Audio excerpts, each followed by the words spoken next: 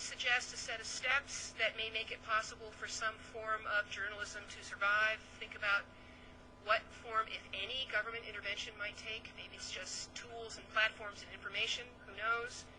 And suggest to reporters, all your friends who are reporters, that go ahead, develop your individual brand. Have a brand, go out there, be a presence. Meanwhile, the poor reporters are just trying to file their stories and move on with their lives in the face of many, many layoffs. And the common wisdom these days is that newspapers and lawyers can be curating, in a sense, wise curators.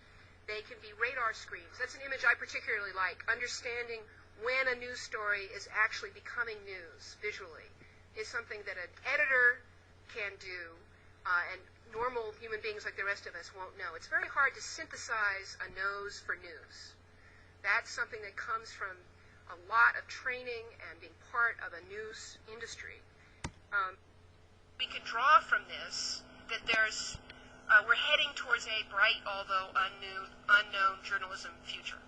Let's just be optimistic that the boundaries will be different, that the newspaper won't hit our doorstep the way it does right now, another event that I am very fond of and I'll miss when that stops.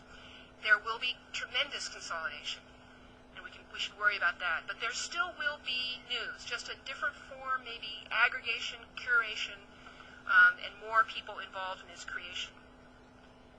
But there are barriers here. We know news is essential, and we know that it's moving online, but who's going to be able to read and generate news and watch online in America? We need to look at who is online in 2024. Twitter user is 2 to 3 times more likely to go to online news sources than the average Joe online. So, for example, let's say 17% of the total U.S. internet audience visited CNN.com in March. More than double that percentage of Twitter.com visitors did so. And we hope that they're going to independent voices, blogging voices, as well as major media.